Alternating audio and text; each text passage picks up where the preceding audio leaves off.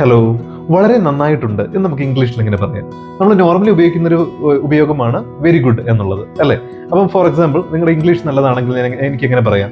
Your English is very good എന്ന് പറയാം.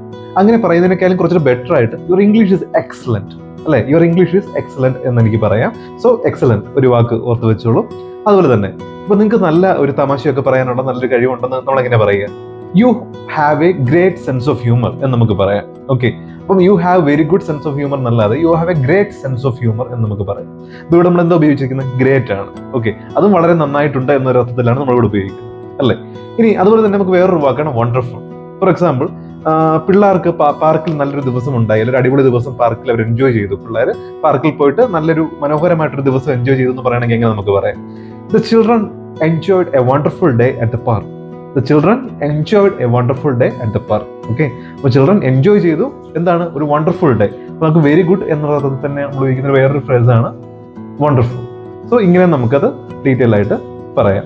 So instead of using very good you can use this 3 synonyms. ഒന്ന് excellent, second one is great, അതുപോലെ തന്നെ wonderful. ഇതുപോലെ ഒരുപാട് synonyms നമുക്ക് ഇംഗ്ലീഷിൽ അവൈലബിൾ ആണ്. സോ ഡേ ബൈ ഡേ നിങ്ങൾ ട്രൈ ചെയ്ത് കഴിഞ്ഞാൽ നിങ്ങൾക്ക് നിങ്ങളുടെ വൊക്കാബുലറി കുറച്ചുകൂടെ ഇംപ്രസീവ് ആയിട്ടും കുറച്ചുകൂടെ ബെറ്റർ ആയിട്ടും നിങ്ങൾക്ക് ആക്കാൻ പറ്റും. Just try.